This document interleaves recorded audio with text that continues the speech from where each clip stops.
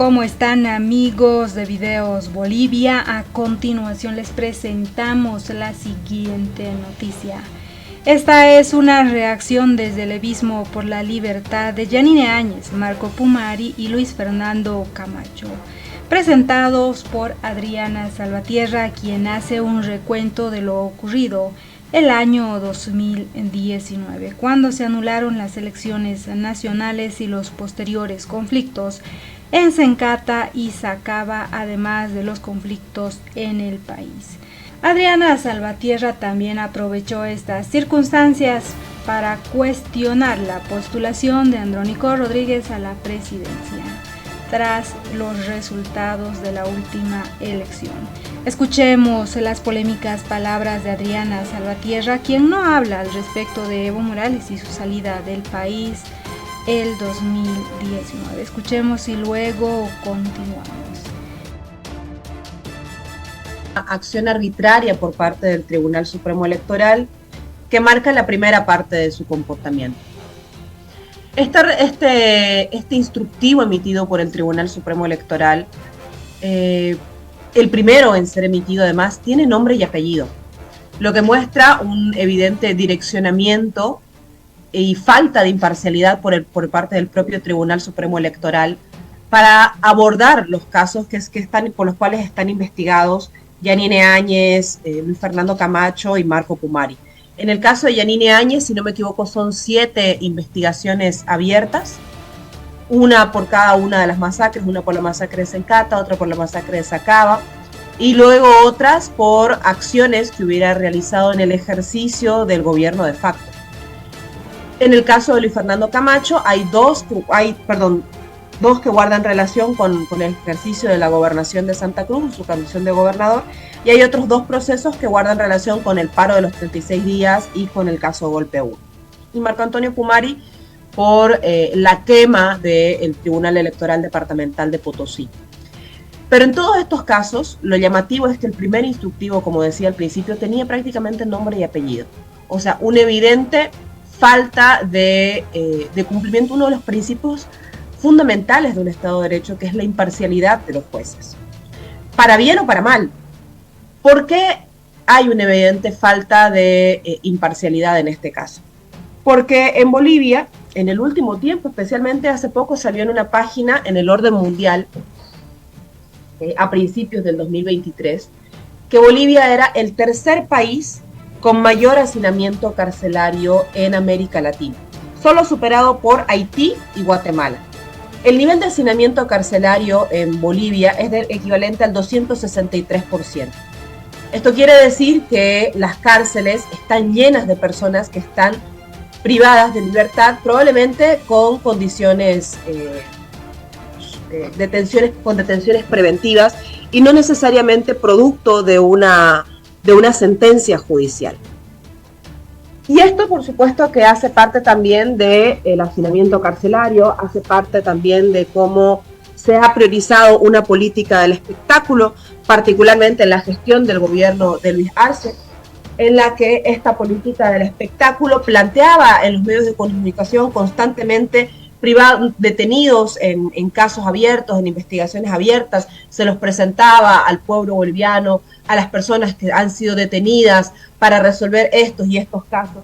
Y esta seguridad de espectáculo hacía más énfasis en el valor de la visibilidad del acto más que en la efectividad real. O sea, esto no necesariamente tenía un impacto directo en la seguridad ciudadana, por eso veíamos los reclamos, por ejemplo, de la alcaldesa del Alto, reclamando mayor despliegue policial, o por ejemplo, vemos aquí en Santa Cruz el aumento de los casos de criminalidad. Entonces, llama la atención que esta revisión de medidas cautelares se haga específicamente sobre estos casos, tomando en cuenta el nivel de hacinamiento carcelario que tenemos en nuestro país.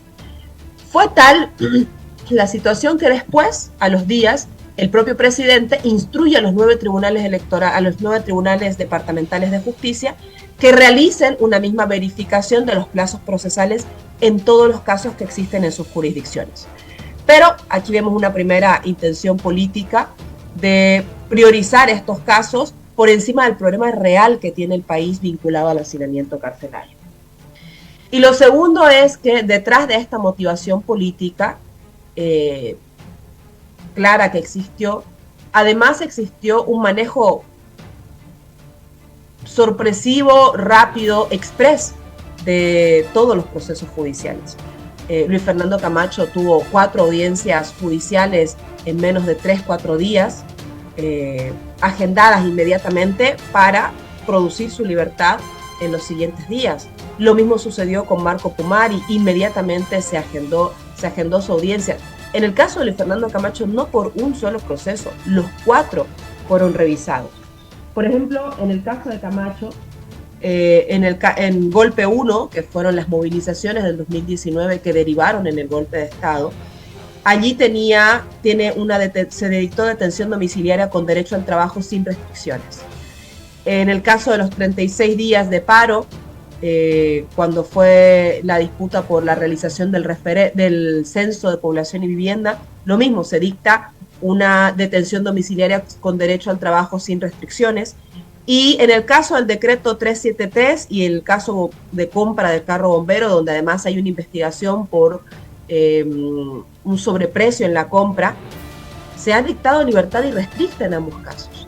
Y todo esto resuelto de forma express, mientras tú tienes más de 120 compañeros campesinos que en octubre del año pasado fueron trasladados desde Cochabamba hasta La Paz, privados de libertad, a quien no le están haciendo un proceso de revisión de medidas cautelares y a quienes ni siquiera le pesan procesos de corrupción, sino les pesa la persecución judicial de un gobierno traidor que hoy día los llama terroristas y los mantiene privados de libertad.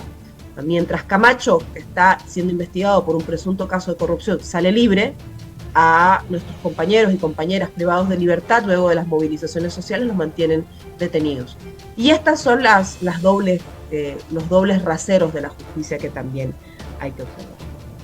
Así es, Adriana, y esto ha llamado mucho la atención, ¿no? Sobre todo de autoridades legislativas, seguramente sectores sociales, y todavía falta que se pronuncie también lo que es el ACIDH, porque recordemos que hay un informe en el marco en el cual también se está argumentando estos procesos, porque como mencionaste son varios los delitos por los cuales estaban siendo procesados. Ahora acá surge una cuestionante, Adriana, más allá de que de manera privilegiada se está priorizando los procesos de estos 3 personajes, y como había señalado, ¿no? Ha habido reacciones incluso de quienes son los privados de libertad en las distintas cárceles, a un punto que han llegado a un motín exigiendo un trato igualitario. Tal cual señalabas, hay muchos prácticamente reos, se puede decir, en las distintas cárceles de nuestro país que se encuentran con detención preventiva por años y años. En ese marco, hablando de los procesos, hace días atrás, específicamente el lunes, estuvimos conversando con quienes son las viudas, las madres de las víctimas de la masacre de Guayana y Sacaba, quienes manifestaban que han peregrinado por justicia durante 5 años, pese al compromiso que existía de darle justicia por parte del primer mandatario Luis Arce Catacora. En ese marco, incluso esperaban meses, peregrinaban, como señalábamos, semanas, meses, por una audiencia, y las mismas quedaban, nos indicaban pospuestas, y ahora, como vemos, bajo el instructivo del presidente del Tribunal Supremo de Justicia, en tiempo récord se los libera. Entonces, ¿esto qué acontece, Adriana? Incluso ha habido denuncias de un pacto de impunidad donde el propio gobierno estaría involucrado. ¿Qué es lo que está pasando detrás de esto en el trasfondo? No, primero creo que es importante resaltar algo. Luis Arce entró a gobernar Bolivia con 3 promesas. La primera de ellas, por la pandemia, garantizar una mejora del sistema de salud. Las vacunas llegaron a todos los países, las clases presenciales se llegaron a todos los países. No es un logro específico del gobierno. Pero bueno, la pandemia ha transcurrido, con los efectos que dejó de todas maneras en la vida de todas las personas. La segunda promesa fue salir de la crisis económica. Creo que no hace falta dar mayores ejemplos de por qué no se ha logrado ese cometido. Y el tercero era precisamente la justicia. En un primer momento, Iván Lima decía que se iba a abordar una reforma judicial y luego fueron planteamientos más conservadores en torno a justicia para las víctimas de las masacres de Sencata y Sacaba. Y hasta ahora no existe nada, ni el primer juicio por el que está siendo procesada Yanine Áñez, dos juicios, uno con la masacre de Sencata y de la misma forma con la masacre de Sacaba. En el caso de Sencata, este fue anulado, y al anularse han salido en libertad todos los militares involucrados con la organización de las masacres. Y el viernes creo que estaba pendiente la audiencia del caso Sacaba, y me imagino que va a tener también el mismo efecto, porque la búsqueda de ellos es finalmente legitimar un gobierno que fue producto de un golpe de Estado. Y allí tenemos que hablar de por qué no le corresponde a Yanine Áñez el juicio de responsabilidades. Pero antes creo que es importante remarcar lo que tú decías. Existió un informe del grupo interdisciplinario de expertos internacionales que determinó que tanto en Sencata como en Sacaba hubieron masacres y ejecuciones extrajudiciales. Esto quiere decir que las fuerzas militares y policiales operaron de forma conjunta, violentando los derechos humanos, asesinando a nuestros compatriotas, y creo que eso es lo que principalmente requería por parte del Estado y del gobierno un seguimiento inmediato hasta alcanzar una sentencia definitiva. Masacres, ejecuciones sumarias extrajudiciales, fueron delitos muy graves y de lesa humanidad que deben sancionarse con todo el rigor de la ley, no pueden quedar en la impunidad. Estamos hablando de víctimas y de familiares de víctimas que hasta el momento no han recibido resarcimiento alguno por parte del Estado y que mínimamente esperaban justicia contra quienes perpetraron estas masacres, y hoy no la van a tener. Entonces el tercer, último y gran compromiso de Luis Arce, que parecía más fácil de alcanzar por el respaldo internacional que existía por parte de estos grupos de expertos internacionales, por parte de la propia CIDH, por parte de organismos internacionales, al parecer es una promesa que cae en saco roto. Y ahora, Adriana, ¿qué es lo que está pasando con la justicia, tomando en cuenta que durante los últimos años el mismo ha estado a predisposición del gobierno, por la cual han cometido varias irregularidades, sentencias, entre otros? Ahora vemos cómo en tiempo récord se libera a estos personajes.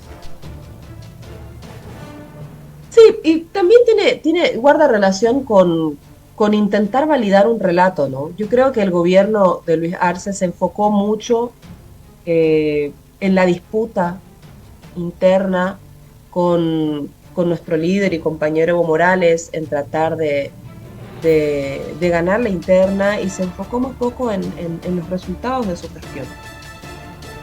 ¿Por qué a Yanine Áñez yo creo que es importante discutir por qué a Yanine Áñez no le corresponde un juicio de responsabilidades? Y por qué además existe este esfuerzo de validar las ilegalidades detrás de la forma en la que ella asumió el mando del Estado. La Constitución, en los artículos 184, 161 y la Ley 044, que es de juzgamiento de altas autoridades, dice que los juicios de responsabilidades solamente proceden para presidentes, vicepresidentes, magistrados del Tribunal Supremo y Constitucional por delitos cometidos en el ejercicio de sus funciones. El juicio de responsabilidades obviamente se tramita en la Asamblea Legislativa, tiene que ser aprobado por 2/3 y luego se lleva adelante por el Tribunal Supremo de Justicia. En el caso de Yanine Áñez, creo que es importante hacer énfasis en que ella, siendo segunda vicepresidenta de la Cámara de Senadores, no estaba en la línea inmediata de sucesión, porque la Constitución contempla que la sucesión es presidente, vicepresidente, presidente de la Cámara de Senadores, que en ese momento estaba fungiendo yo, y el presidente de la Cámara de Diputados. No habla de las transiciones administrativas internas de cada una de las cámaras, cuando en ausencia del presidente del Senado, en el funcionamiento de la sesión, puede quedar su vicepresidente, primer vicepresidente o segundo vicepresidente. Entonces, la autoproclamación de Yanine Áñez se realiza fuera del procedimiento constitucional válido, sin una sesión de la Asamblea Legislativa, sin el quórum reglamentario, sin aceptar en ese momento la renuncia del presidente o vicepresidente, y por tanto, la forma en la que ella asume el cargo no fue ni legítima ni legal. Estamos hablando de un acto reñido con la Constitución y con las normas. Entonces, no se puede hablar de una presidencia legítima, de una presidencia legal, si se asume con este tipo de procedimientos. O sea, esto guarda primero relación con un esfuerzo por parte de la justicia de cerrar este capítulo de la historia, dándole un manto de legalidad y legitimidad a un gobierno que ingresó producto de la violencia y que para hacerse del poder y para sostenerse en el poder estigmatizó al trópico de Cochabamba, estigmatizó al Alto y a las provincias de La Paz y sobre todo perpetró masacres para mantenerse en el ejercicio del cargo. Adriana, esto recordemos un poco retrocediendo, como señalabas, no se cumplió con el quórum correspondiente y no le correspondía prácticamente asumir o seguir este paso de lo que ha sido la sucesión, lo que están intentando validar. En palabras simples, se autoproclamó Yanine Áñez. Sí, a ver, ¿qué es lo que sucedía en esos días? La Asamblea Legislativa y sus alrededores, el Palacio de Gobierno, estaban en ese momento tomados físicamente por protestas ciudadanas. No olvidemos la foto de Camacho ingresando a Palacio de Gobierno. La foto de Camacho ingresando a Palacio de Gobierno es una parte de la foto. Atrás de eso existía una toma física de Plaza Murillo, de Palacio de Gobierno, de la Asamblea Legislativa, por parte de grupos violentos que venían ya durante 10 días enfrentándose físicamente y buscando enfrentamientos físicos, tomando violentamente los alrededores de Plaza Murillo. Llegado el sábado viernes, ya ellos directamente ingresaron en Plaza Murillo, ingresaron en la Casa del Pueblo, ingresaron a la Asamblea Legislativa, porque venían armados, porque venían con violencia, porque fueron rebasando también los grupos de compañeros y compañeras que intentaban contener esa afrenta violenta. Cuando ellos realizan la toma física, construyen 3 anillos de seguridad. El primero era cuando uno intentaba ingresar a Plaza Murillo, hasta unas 2-3 cuadras hacia abajo, el primer anillo de seguridad eran civiles, con barricadas, con pequeñas fogatas, que habían construido muros en todas las calles adyacentes a Plaza Murillo. El segundo cordón de seguridad eran policías, y el tercer cordón de seguridad eran militares con los tanques militares en los alrededores de Palacio de Gobierno y de la Asamblea Legislativa. Entonces, ¿qué buscaba eso? Impedir el ingreso de los asambleístas y de los parlamentarios. Cuando precisamente tenemos el enfrentamiento con la policía y con los militares al intentar ingresar a la Asamblea Legislativa, eso era precisamente efecto de que los civiles, policías y militares tenían acordonados estos alrededores para impedir el ingreso de los parlamentarios. Eso lo han dicho en el juicio que se llevó adelante muchos parlamentarios en ese entonces. Lo ha dicho la propia Bacopa, que cuando ella intentaba ingresar, constantemente le impedían el ingreso todos estos actores. Ahora, la asamblea vacía, hay que entender que en la que asumió Yanine Áñez no fue una casualidad histórica, no fue que los asambleístas del MAS se empacaron, no, fue una decisión coordinada con policías y con militares para vaciar el hemiciclo e impedir que la bancada del MAS ingrese a la Asamblea Legislativa. ¿Por qué? Porque si la bancada del MAS ingresaba a la Asamblea Legislativa, en cumplimiento del reglamento de la Cámara de Senadores, Yanine Áñez no le correspondía asumir la presidencia del Senado, porque el reglamento de la Cámara de Senadores y de Cámara de Diputados es bastante claro en eso. La presidencia de la Cámara de Senadores y la composición de la directiva respeta que en primera instancia la presidencia le corresponde al bloque mayoritario. El MAS en ese entonces tenía 2/3 de votos. Entonces, si la bancada del Movimiento al Socialismo hubiera estado presente, Yanine Áñez no iba a poder asumir. A Yanine Áñez le interesaba un hemiciclo vacío y forzó ese hemiciclo vacío para asumir ilegalmente la presidencia de la Cámara de Senadores y asegurarse que con ese hemiciclo vacío nadie impida que ella realice este acto de ilegalidad. Ahora, esto es muy importante porque Yanine Áñez no va a contar con una resolución que avale que ella asuma la presidencia del Estado, y lo que hacen es figurar o montar una posesión donde un militar es quien finalmente le pone la banda presidencial. Pero no existe un documento, una resolución, un acto protocolar en el que formalmente Yanine Áñez hubiera asumido la presidencia del Estado. Por eso es que nosotros decimos que la forma en la que asumió Yanine Áñez es ilegal e ilegítima, porque ellos buscaron vaciar la Asamblea Legislativa, buscaron impedir el ingreso de los asambleístas para perpetrar este acto ilegal.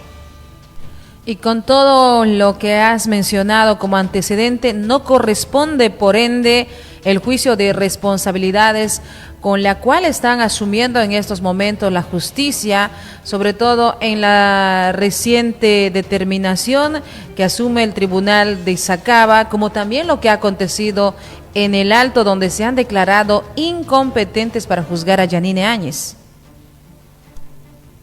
Sí, o sea, yo creo que es importante entender qué consecuencias jurídicas está teniendo esto, no solamente para Bolivia, sino también a nivel internacional. Porque el juicio de responsabilidades, afuera también se lo conoce como juicio de privilegio, aplica solamente a autoridades que asumen legítimamente el mando, es decir, producto de la votación democrática del pueblo. Es decir, autoridades que legítimamente ejercen las funciones. No le corresponde a quienes ejercen el poder de forma irregular, si quiere decirse así. Y hasta ahora lo que existe como jurisprudencia, porque han existido dictaduras en América Latina, en Uruguay, en Brasil, en Argentina, en Chile, y la jurisprudencia y la doctrina nacional e internacional normalmente indica que las autoridades que asumen de facto, es decir, que asumen ilegal e ilegítimamente, no producto del voto de los ciudadanos, se les aplica la jurisdicción penal ordinaria, es decir, el juicio llevado adelante por cualquier juez sin que requiera autorización del Parlamento, porque no adquieren constitucionalmente la investidura que les debería dar esa inmunidad especial. Entonces yo creo que los delitos abiertos o investigados contra Yanine Áñez no son únicamente por cómo ella, por lo que hizo en el ejercicio de la gestión presidencial, sino también están vinculados a cómo asumió irregularmente el poder, cómo accedió irregularmente al poder. Porque las masacres de Sencate y de Sacaba estaban enfocadas en garantizar que el gobierno de Yanine Áñez se mantenga en el poder.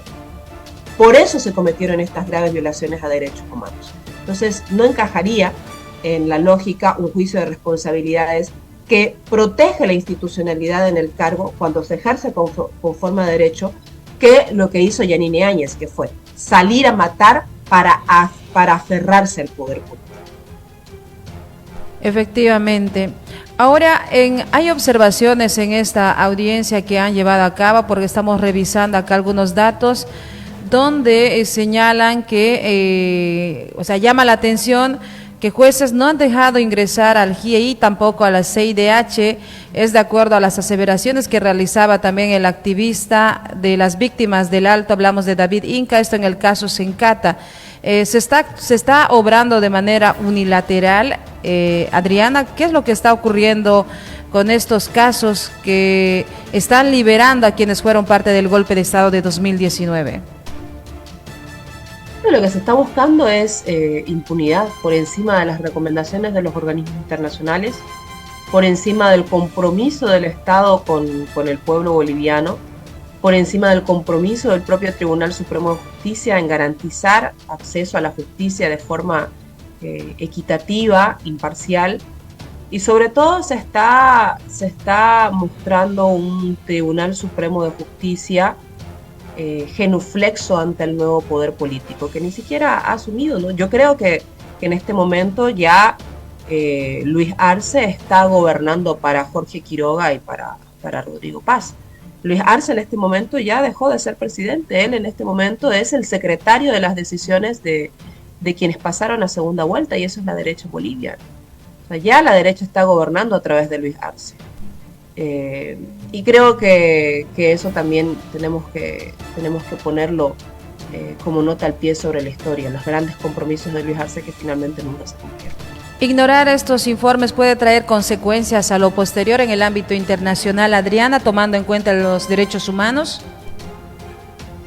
Sí, si llevado adelante el juicio por parte de las víctimas, no existe un resarcimiento oportuno por parte del Estado y se alcanza el cumplimiento de la recomendación de los organismos internacionales, el grupo interdisciplinario de expertos que llegó a Bolivia para hacer el seguimiento de los casos, de ambos casos, es un grupo enviado por la Comisión Interamericana de Derechos Humanos, y esto puede en adelante vincular a que las familias víctimas de ambas masacres puedan apelar a organismos internacionales para demandar al Estado el cumplimiento de los compromisos internacionales.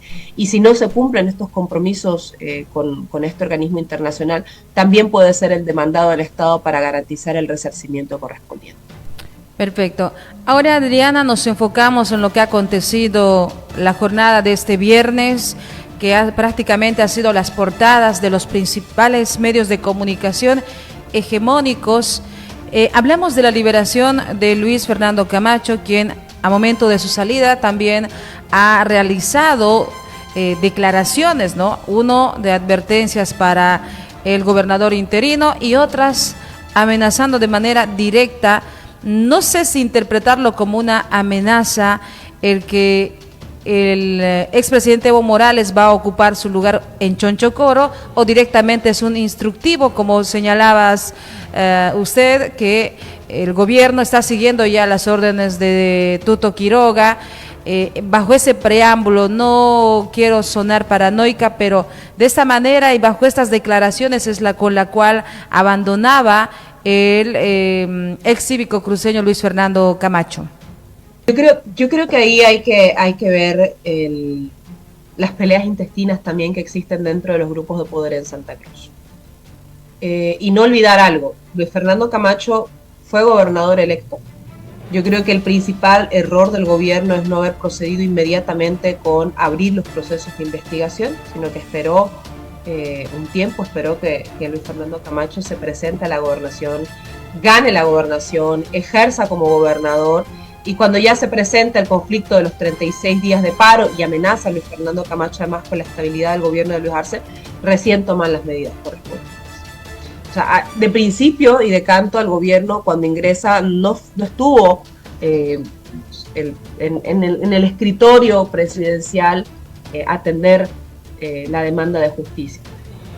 Cuando llega ya es tarde, ya hay un Luis Fernando Camacho electo como gobernador, y su vicegobernador, efectivamente, Aguilera. Yo soy partidaria de muchas voces que en Santa Cruz remarcan que Luis Fernando Camacho es apartado de su condición de gobernador por un pacto entre el gobierno y Aguilera, un pacto de gobernabilidad entre el gobierno y el vicegobernador. Esta demanda es presentada, para que Aguilera asuma, la demanda es presentada por asambleístas del MAS, es llevada adelante ante el Tribunal Constitucional y el Tribunal Constitucional se pronuncia, es decir, que justo en el mismo periodo en el que sale una resolución que busca inhabilitar a Evo Morales, en el mismo periodo en que los magistrados se autoprorrogan ilegalmente en el ejercicio de sus funciones, justo en ese periodo sale esta sentencia que busca apartar a Luis Fernando Camacho del ejercicio de la gobernación y poner a Aguilera en su lugar.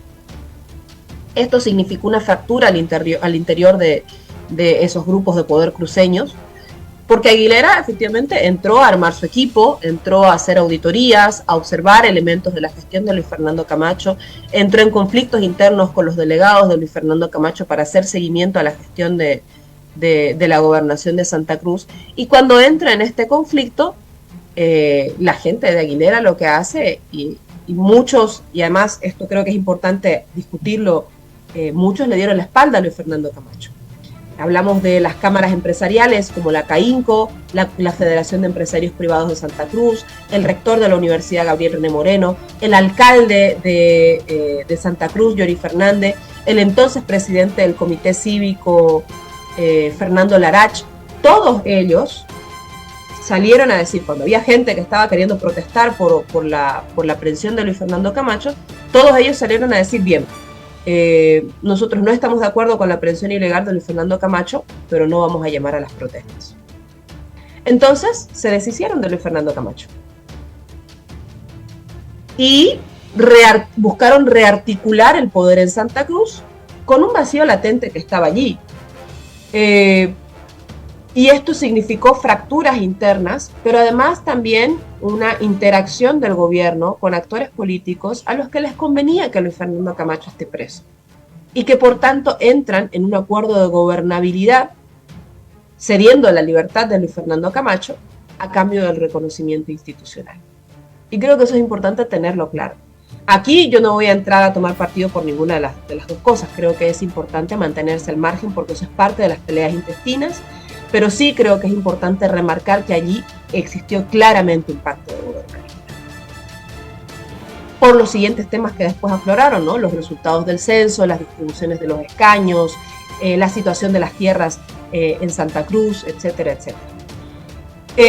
Luis Fernando Camacho, al día de hoy, está haciendo, como lo dijimos hasta hace poco, de forma express. En menos de 3 días se realizaron 4 audiencias judiciales. Todos dispusieron su detención domiciliaria, pero con libertad del trabajo, con horario restricto, es decir, para trabajar puede estar fuera de su casa a las horas que quiera, solamente tiene que presentarse a firmar cada 15 días ante el Ministerio Público, y en los otros 2 casos vinculados con su gestión, uno de ellos por un caso de presunta corrupción, tiene libertad irrestricta.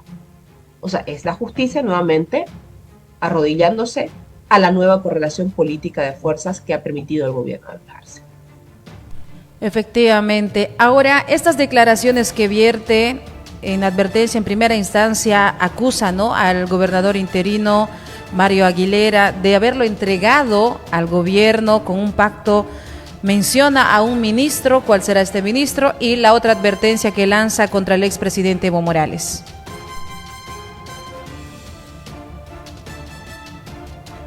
Sí, a ver, creo que es importante que las cartas de Luis Fernando Camacho ya hace bastante tiempo hacían énfasis en esto que él percibía como una traición a la interna de la gobernación de Santa Cruz. Y por supuesto que va a realizar amenazas para todos lados. Es una persona que estuvo privada de libertad durante más de 2 años y en ese tiempo pues ha perdido gran parte también de la conducción política del departamento de Santa Cruz. Entonces, vierte amenazas. Lo importante de esto es entender en el fondo cómo está funcionando y operando el Poder Judicial bajo el interés del poder político. Y respecto a sus amenazas en relación a nuestro compañero Evo Morales, nosotros hemos esperado siempre que la justicia opere con absoluta imparcialidad, con transparencia. Nadie se ha negado a que se abra un proceso de investigación, pero que sea un proceso de investigación que cuente con las garantías judiciales correspondientes que tiene cualquier ciudadano. No podemos nosotros pretender que a partir de las violaciones de procedimientos judiciales contra un ciudadano, porque las considera así, si es que él las considera así, se puedan dar vía libre o carta blanca para que se cometan otros procesos también de vulneración de derechos humanos. Bien, ahora al respecto de la liberación de Marco Pumari, que también se realizaba la noche de este viernes, donde también se ha visto repercusiones por las cuales ha estado generando allá en el departamento de Potosí, sobre todo por el sector cívico. ¿Cómo lo analizas, Adriana? También algunas palabras que ha vertido en el marco del golpe de Estado del 2019, donde él continúa sosteniendo el discurso de un fraude. Aquí teníamos, justo tengo el apunte sobre el caso de investigación que tiene abierto Luis Fernando Pumari, Marco Pumari, sobre el cual también se ha dictado detención domiciliaria. Pero no olvidemos cómo estaban estos actores políticos antes de tanto Pumari como Luis Fernando Camacho, cómo estaban antes de de la privación de libertad, ¿no? Antes de la detención preventiva. Luis Fernando Camacho venía de una gestión observada, desgastada, con estos 2 hechos de corrupción ya pesando sobre su espalda, con una gestión que no avanzaba como correspondía en el departamento de Santa Cruz porque no realizaba las obras. Pumari también, su imagen estaba muy desgastada. Yo incluso recuerdo un acto público en el que él convocó a sus detractores a que lo enfrenten en la plaza principal de Potosí y terminó corriendo de la cita. Todos estos actores políticos estaban bastante desgastados en su imagen pública. Y lo que hizo la detención preventiva es darles un manto de popularidad, de legitimidad, de credibilidad, anulando lo que hasta ese momento había sucedido en la opinión pública con estos personajes. Entonces yo creo que en el fondo, más allá de analizar el caso concreto de Pumari, que está vinculado a cómo se incendió el Tribunal Departamental Electoral en las elecciones del 2019, hay 5 tribunales electorales departamentales que fueron destruidos, uno es el de Potosí, pero también se destruyó sin encontrar hasta el día de hoy responsables, el de, si no me equivoco, Chuquisaca, el de Santa Cruz, estamos seguros, el de Pando y si no me equivoco también el de Tarija. Pero hubieron 5 tribunales electorales departamentales que fueron destruidos, incendiados, que la documentación fue, que los edificios, la infraestructura y la documentación fue totalmente destruida. Y sobre eso en este momento no hay ningún tipo de responsables, por el contrario, tal cual está sucediendo con Pumari, van a tener impunidad absoluta. Y esto es un precedente tremendamente negativo para la democracia en los siguientes años, porque habilita que este tipo de actores políticos puedan apelar al uso de la violencia y al uso de la fuerza para cambiar la correlación de fuerzas y para determinar en última instancia, con su violencia y con el uso de la fuerza, lo que vaya a suceder en la vida política del país por encima de la decisión mayoritaria y democrática de los gobiernos. Ese es el precedente tan negativo que deja la liberación de Marco Pumari. Pero sobre todos estos procesos, creo que hay un resultado general que merece ser observado, y es cómo se ha dilatado la justicia para no llegar de forma oportuna al esclarecimiento de los hechos, a la distribución de las responsabilidades y a las sanciones oportunas. Y esa dilatación de la justicia tiene una responsabilidad en el gobierno en la medida en que el gobierno ha sido en muchos casos impulsor de estos procesos judiciales y dejó que los procesos se retrasen, dejó que los procesos se dilaten, dejó que se incumplan los plazos procesales para que finalmente hoy los perpetradores del golpe de Estado, de las masacres y de los actos de corrupción por los que están siendo investigados terminen libres y con impunidad absoluta. Efectivamente, acá lo cuestionable más allá de lo que hayan hecho, no es cómo está prácticamente intercediendo el tema de la justicia. A esto quiero agregar algo, Adriana. Mientras estos personajes que han cometido delitos, como señalabas, la quema de tribunales departamentales, el golpe de Estado, han emitido el decreto que daba la vía o la carta libre o el decreto de la muerte para masacrar a nuestros hermanos en Sacaba y en Sincata, quedan prácticamente en la impunidad. Ahora, ¿dónde están quedando nuestros compañeros que continúan prácticamente detenidos? Hablamos de nuestros dirigentes nacionales, quienes se movilizaron prácticamente por el tema de la crisis económica y en defensa de la democracia.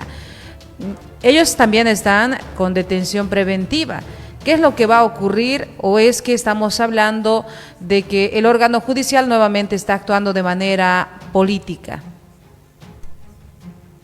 Claro, actúa de manera, la muestra más clara es cómo se emite el primer instructivo, ¿no? Dirigido fundamentalmente a 3 casos.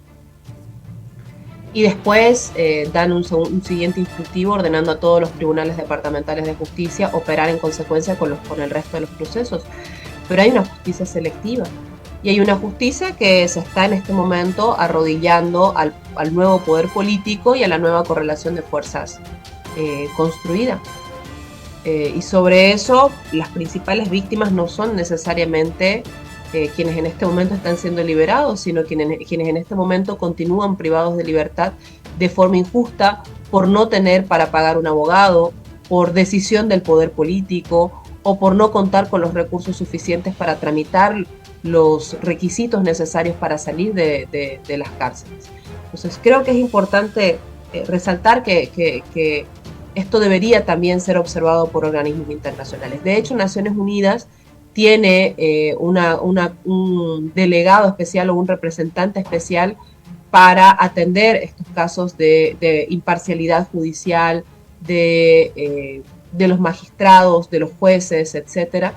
Y ese delegado especial por parte de Naciones Unidas debería estar atendiendo principalmente lo que está sucediendo en este momento en Bolivia. Una justicia que está operando conforme a los intereses del poder político y una justicia que está pactando impunidad por encima de la recomendación de los organismos internacionales. Efectivamente, en esto se está vulnerando también el derecho a la protesta porque a nuestros compañeros directamente se los ha procesado con el término de terrorismo. Bueno, ahí es evidentemente que las detenciones han sido totalmente políticas, pero la justicia actuará ante estas situaciones. ¿Cómo analizas este aspecto, Adriana? Es previsible que se puedan dictar los jueces y los abogados impulsores y defensores de los procesos de nuestros compañeros y compañeras que están en este momento siendo investigados por el supuesto delito de terrorismo. Tendríamos que agendar audiencias judiciales de revisión de medidas cautelares y a partir de esto se disponga una decisión judicial al respecto. Ahora, tal cual está la correlación de fuerzas, donde existe un gobierno que presiona para que los humildes sigan presos y para que los perpetradores de las masacres sean liberados, es probable que el gobierno continúe con la presión continúe ejerciendo presión, para que nuestros compañeros y compañeras continúen privados de libertad. Yo creo que ahí hay que hacer una campaña y un seguimiento constante para que se realice, se marque fecha de audiencia, se haga la revisión de las medidas cautelares y se haga también una revisión del proceso integral en sí. Ahora, a todo esto, ya concluyendo prácticamente los temas que hemos abordado en el ámbito del órgano judicial, ayer hemos visto que se pronunciaba también Romer Saucedo, presidente del Tribunal Supremo de Justicia, quien aseguraba que la justicia ya no va a ser sometida o no se va a prestar a persecuciones políticas, habría que ver. Pero por otro lado, la bancada y diputados leales que continúan en la Asamblea Legislativa han señalado que van a iniciar un juicio de responsabilidades contra el presidente del Tribunal Supremo de Justicia por las últimas determinaciones que ha asumido, como este instructivo que como consecuencia ha generado la liberación de quienes fueron parte del golpe de Estado de 2019.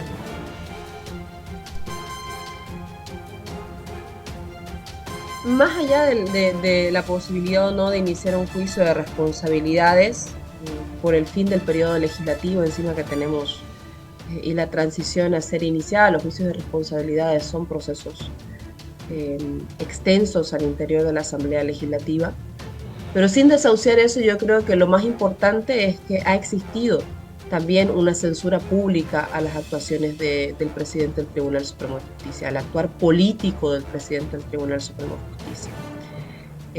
Un presidente del Tribunal Supremo de Justicia que está intentando hacer buena letra con el gobierno entrante y además sometido a las presiones del actual gobierno de Luis Arce, que se convierte en un títere de los intereses de la derecha. Entonces, más allá, insisto, en lo que se pueda hacer por el juicio de responsabilidades, creo que lo más importante es que ha existido una censura pública suficiente como para que ellos deban o tengan la responsabilidad de enmendar sus errores y de ordenar a 9 tribunales departamentales de justicia que se haga una revisión de las medidas cautelares de todos los casos, con comisiones interinstitucionales, revisando también oportunamente. Porque el problema, yo insisto en lo que decía en el programa, ¿no? El problema no es solamente cómo se arrodillan ante un nuevo poder judicial, sino cómo no resuelven además los problemas estructurales del país. Si para el 2023 teníamos cárceles que estaban abarrotadas en un 260% más allá de su capacidad, fácilmente con las últimas detenciones está triplicando la capacidad de las cárceles, especialmente las cárceles en La Paz, con privados de libertad que están siendo, por medidas cautelares, cumpliendo prácticamente penas anticipadas. Entonces, lo más importante de esto también es que en términos de política pública para el Estado se termine con esa lógica de espectáculo punitivo en la que se busca mostrar como si exponer a una persona en la televisión significara inmediatamente una sentencia y significara además el adelantamiento de la pena con la detención preventiva. Creo que eso también tiene que ser algo que revise estructuralmente la justicia boliviana en el nuevo periodo constitucional. Adriana, en conclusión, un poco haciendo de lado el ámbito judicial, ¿esto qué va a encaminar en el aspecto político y social? Anteayer hemos estado conversando con nuestros dirigentes de la familia intercultural que señalaban que estas liberaciones son estrategias que pretenden influir en la segunda vuelta. Se habla ese caso e incluso de intentar generar algún tipo de reacción en las organizaciones sociales. También se han pronunciado este viernes las autoridades del Pacto de Unidad señalando que no van a caer en esas provocaciones. ¿Cómo analizas que todas estas determinaciones, las liberaciones de los que han sido parte del golpe de Estado de 2019, influyan en el ámbito político y social prácticamente? Creo que ellos buscan, y es una de las tantas acciones que puedan perpetrar, buscan incidir en la segunda vuelta a partir de ratificar, o a partir de movernos en lo que nosotros determinamos en el último ampliado. En el último ampliado, recordemos que la decisión mayoritaria del ampliado fue que en este siguiente proceso electoral nosotros ya habíamos marcado un primer hecho político, un llamado a la dignidad, un llamado a la rebeldía también, con el voto nulo, pero que en este siguiente proceso electoral, dado que era un proceso electoral donde las dos opciones eran de derecha, nosotros preferíamos enfocarnos en la inscripción de nuestro nuevo espacio político, de Evo Pueblo, y también en la rearticulación de nuestro poder territorial que se reflejó en el resultado del voto nulo, donde más del 40% de los gobiernos locales del país, entre municipios y autonomías indígenas, ganó el voto nulo. Y si sumamos nulo y blanco, el 52%. Entonces, cuando nos enfocamos en eso, viene, yo creo, la estrategia por parte del gobierno de intentar favorecer a algunas de las fuerzas políticas con la manipulación de nuestra molestia, con la manipulación de nuestra indignación, y buscar que nosotros volvamos a retomar la campaña del voto nulo para que esto termine favoreciendo a una de las opciones respaldadas por el gobierno. Yo considero, dados los últimos hechos políticos en el país, que existe un acercamiento entre Jorge Quiroga y el gobierno de Luis Arce, por cómo se han aprobado los contratos de litio en la Asamblea Legislativa, por cómo ha operado la guerra sucia de Jorge Quiroga contra otros candidatos de la misma derecha, por cómo han utilizado recursos que solamente se podrían haber sido adquiridos a través de un diálogo con el gobierno nacional. Y creo que allí hay una veta para investigar, pero creo que la apuesta del gobierno de Luis Arce es principalmente entregarle la victoria a Jorge Quiroga. Y a eso obedece la libertad en Pando de Leopoldo Fernández. A eso obedece la liberación actual de Luis Fernando Camacho, de Pumari, y también el pasar el juicio de Yanine Áñez a un juicio de responsabilidades. Obedece precisamente al cumplimiento de esos acuerdos. A esto nos referimos con un posible pacto de impunidad, Adriana. Puede ser, claramente puede ser. Puede que, el gobierno necesita, a través de una de las dos opciones electorales, impunidad. No olvidemos que en este momento su familiar más cercano está siendo investigado por un predio que costaba $3 millones, que él mismo reconoció en un medio de comunicación que había sido adquirido a través de un crédito solicitado ante un banco, como si un joven de 24 años, de 23 años, pudiera adquirir en base a un proyecto o en base a una idea un crédito de esa magnitud. Y en esa investigación, que ha indignado a la opinión pública,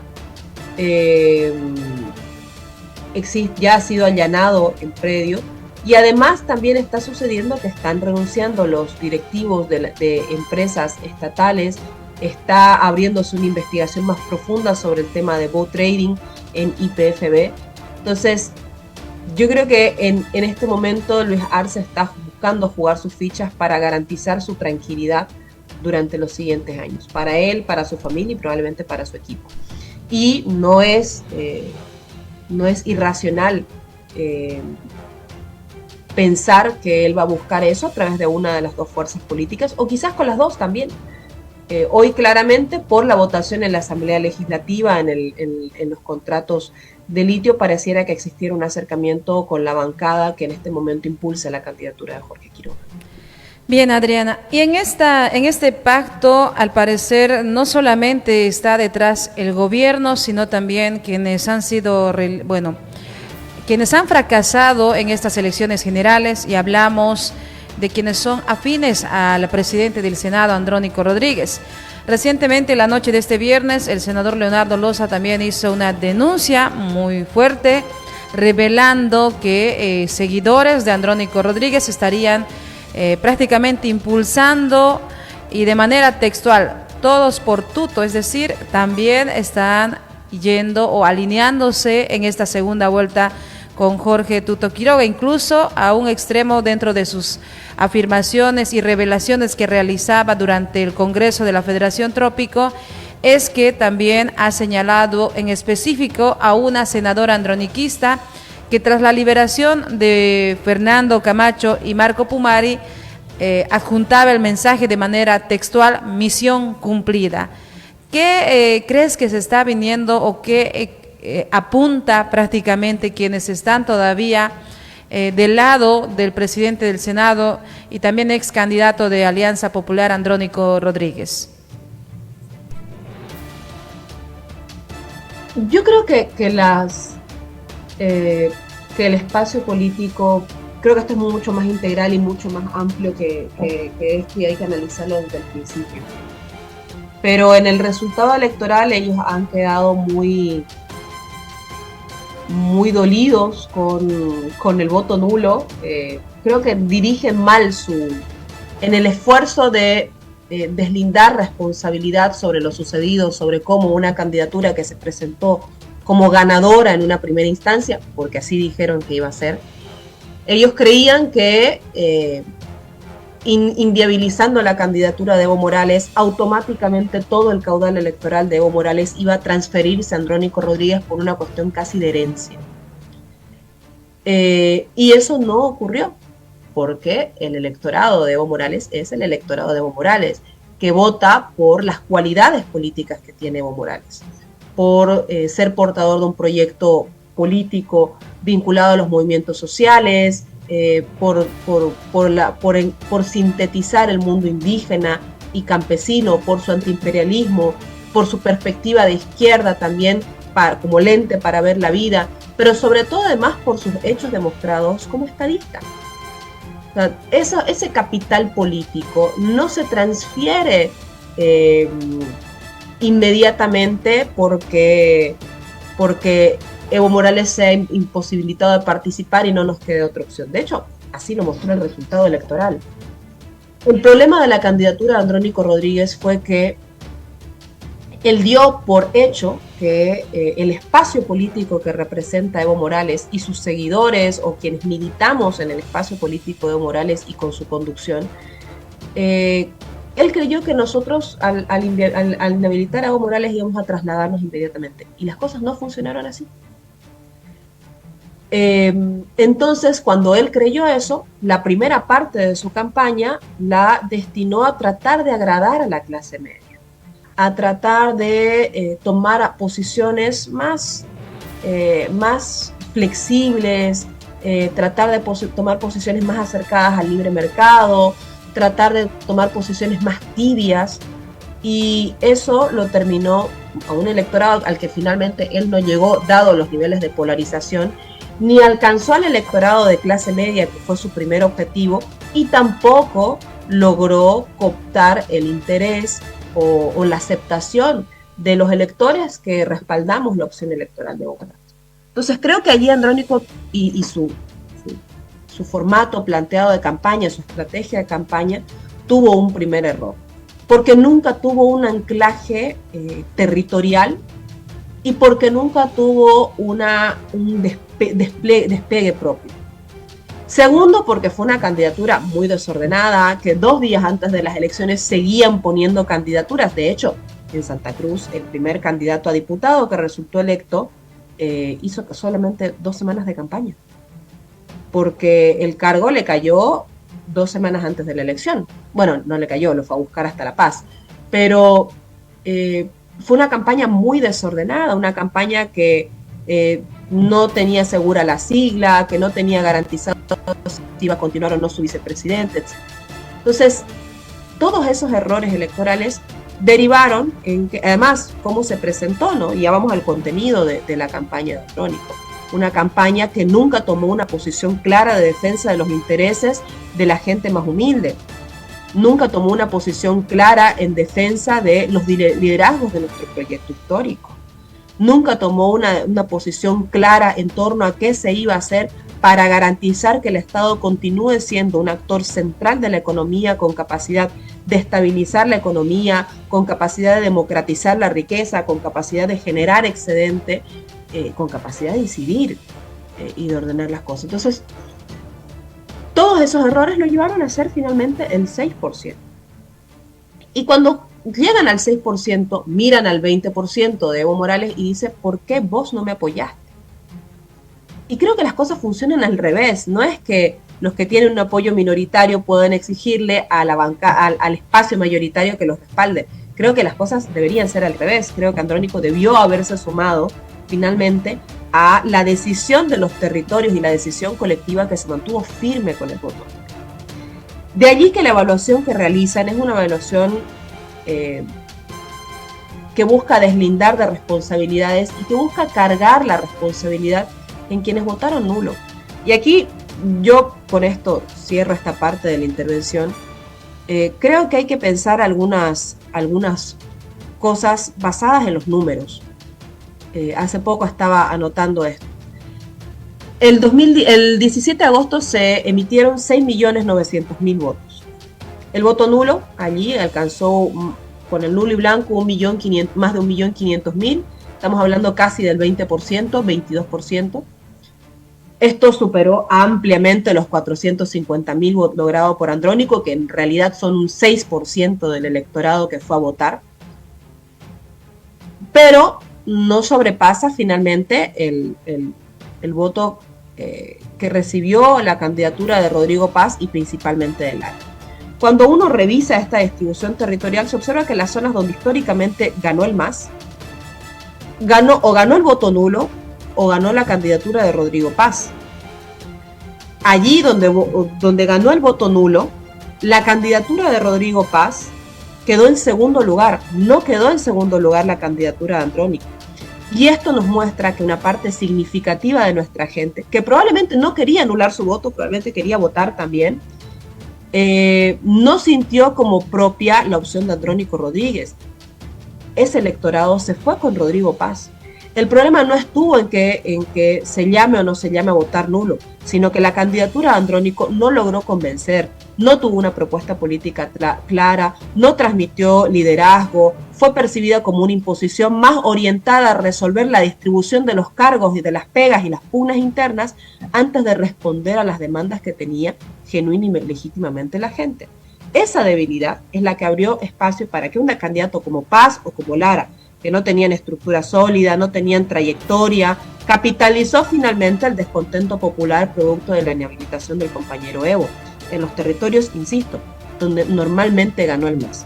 Lo que debería preguntarse Andrónico Rodríguez, en vez de lanzar acusaciones a todos los espacios y tomar los mismos argumentos de la derecha, es ¿por qué yo me dejé ganar la elección con Rodrigo Paz? Porque una parte importante se mantuvo con el nulo, pero otra parte que antes votaba por el MAS y que decidió elegir por alguna candidatura, algo pasó que no quiso votar por Andrónico y prefirió votar por Lara y Paz. Y eso creo que tiene que analizarlo su equipo de campaña, en vez de sumarse al discurso de la derecha antievista que cree que Evo es el principal factor de problemas del país. A Andrónico Rodríguez, su problema principal no es Evo Morales. Su problema principal es que no tuvo la posibilidad ni la capacidad de transmitir en campaña un liderazgo probado, no logró resolver los problemas, su propuesta no lograba resolver los problemas de la gente y tampoco logró transmitirle a la gente los motivos por los cuales él era el mejor candidato para votar. Perfecto. Muchas gracias, Adriana. Tal vez algunas palabras para finalizar el programa de hoy. Hemos abordado, temas centrales que está, por supuesto, marcando la agenda informativa durante esta jornada.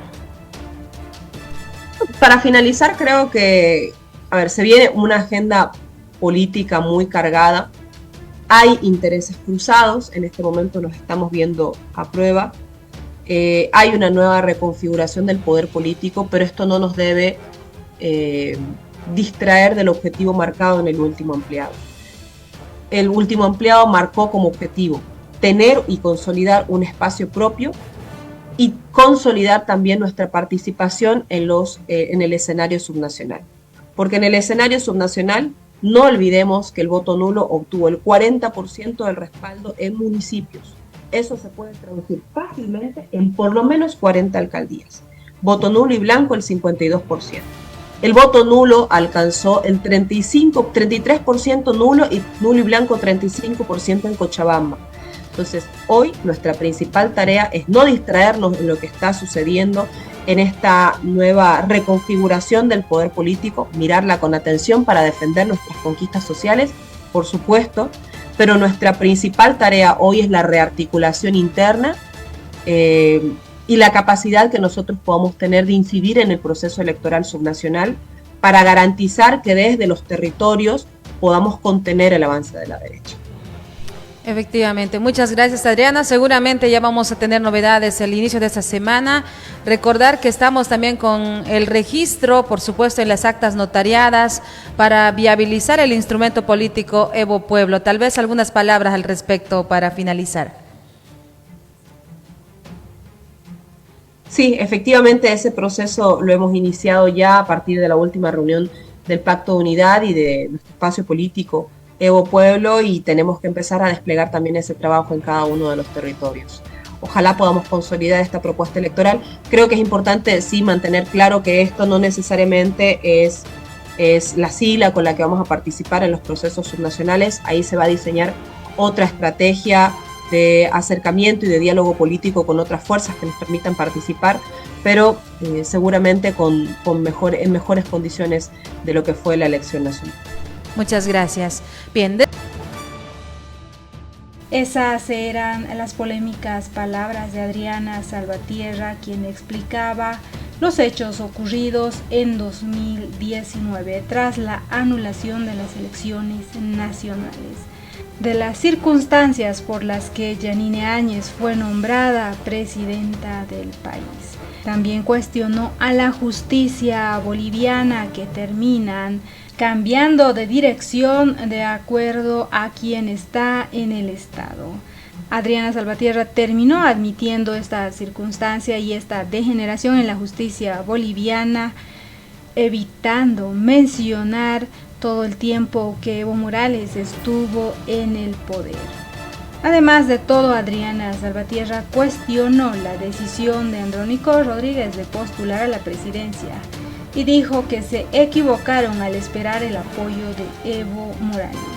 ¿Qué opinan ustedes? No olviden dejarnos sus percepciones al respecto. ¿Y qué opinan sobre las valoraciones de Adriana Salvatierra de lo ocurrido en 2019? ¿Qué opinan ustedes? No olviden dejarnos sus percepciones al respecto. Y si ustedes creen que las acciones de Adriana Salvatierra en 2019 no fueron decisivas para lo que ocurrió posteriormente. ¿Creen ustedes que hay autocrítica en las palabras de Adriana Salvatierra? ¿Qué opinan ustedes? No olviden dejarnos sus comentarios al respecto.